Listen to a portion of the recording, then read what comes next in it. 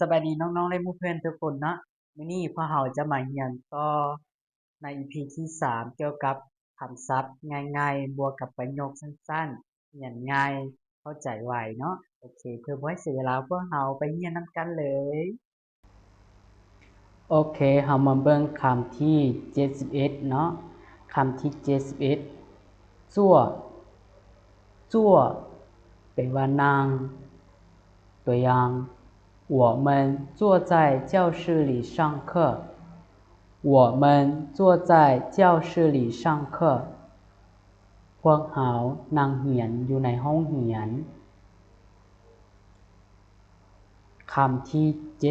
72จ้านจ้านแปลว่ายืนตัวอย่าง他站在门口他站在门口เรายืนอยู่หน้าประตูก็คือเราผู้ชายยืนอยู่หน้าประตูต่อมาคำที่73โจโจแปลว่าย่างตัวอย่าง我们一起走吧我们一起走吧พวกเราย่างไปนำกันเถาะต่อมาคำที่74เผาปุเผาปุแปลว่าแล่นตัวอย่าง他每天早上跑步他每天早上跑步เราแล่นทุกๆมื้อตอนเช้าต่อมาคำที่75หวานหวานแปลว่าลิ้นตัวอย่าง孩子们在公园玩孩子们在公园玩แปลว่า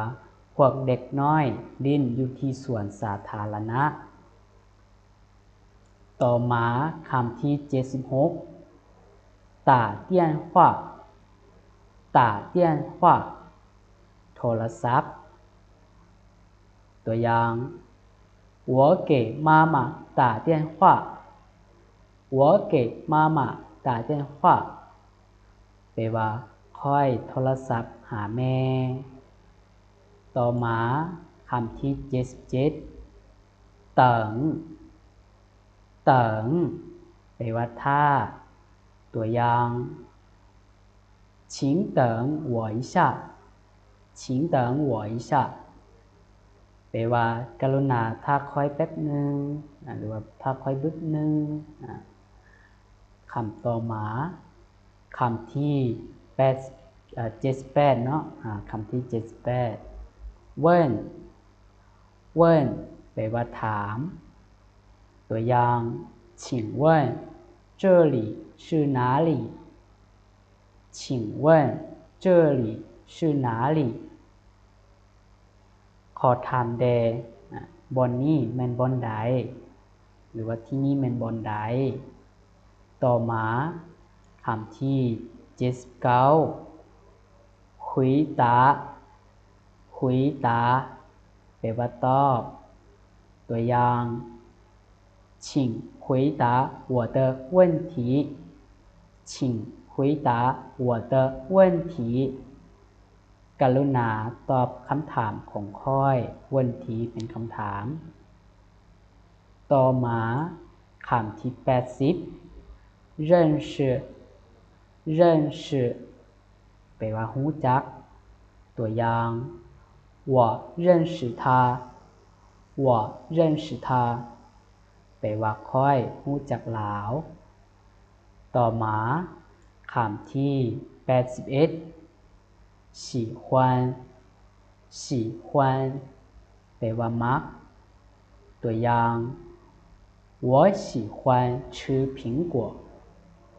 我喜欢吃苹果แปลว่าค่อยมักกินแอปเปิ้ล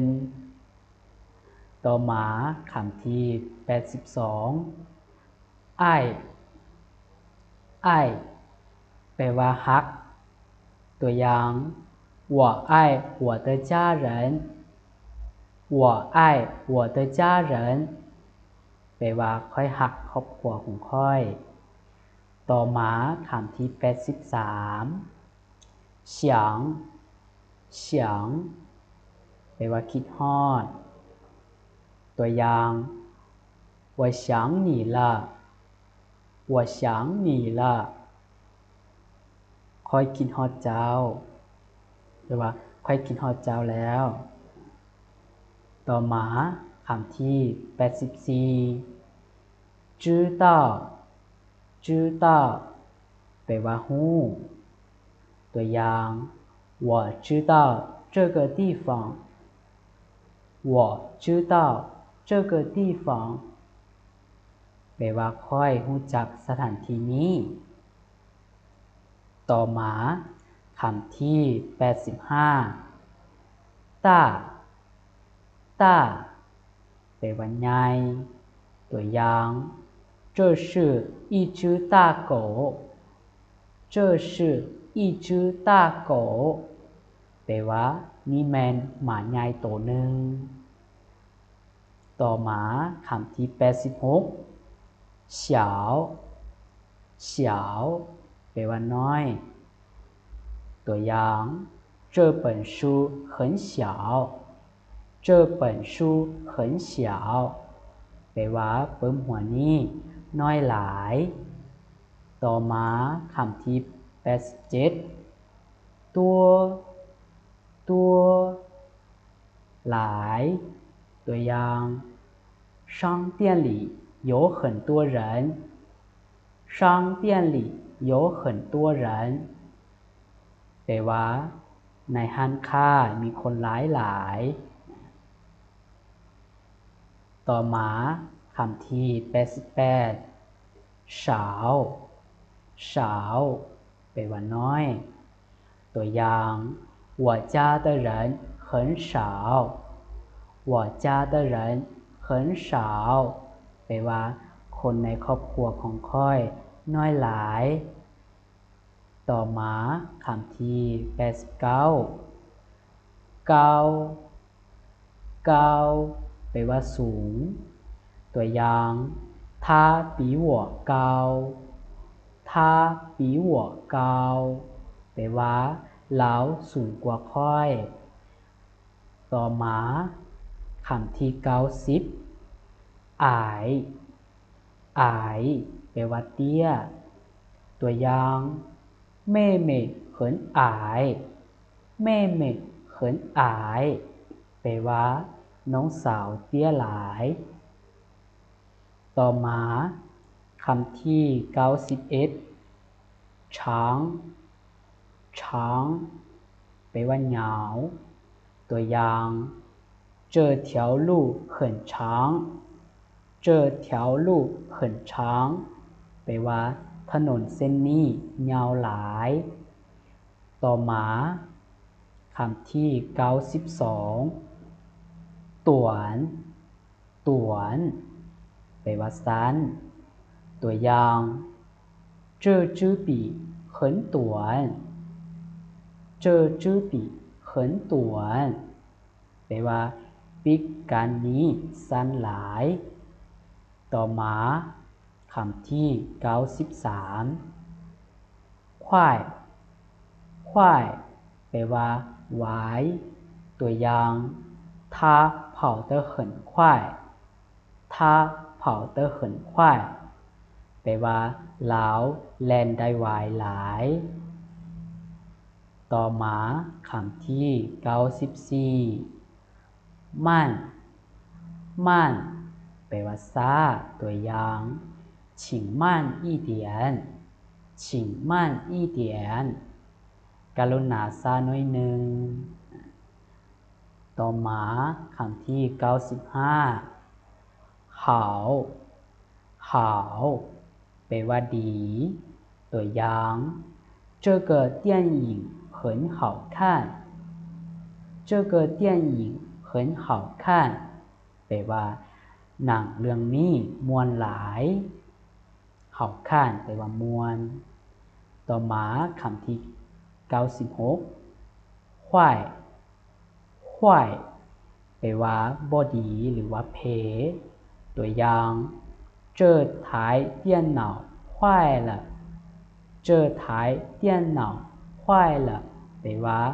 คอมพิวเตอร์เครื่องนี้แพ้แล้วหรือว่าบ่ดีแล้วต่อมาคำที่97กุ้ยกุ้ยแปลว่าแพงตัวอย่าง这件衣服很贵这件衣服很贵แปลว่าเสื้อผืนนี้แพงหลายต่อมาคำที่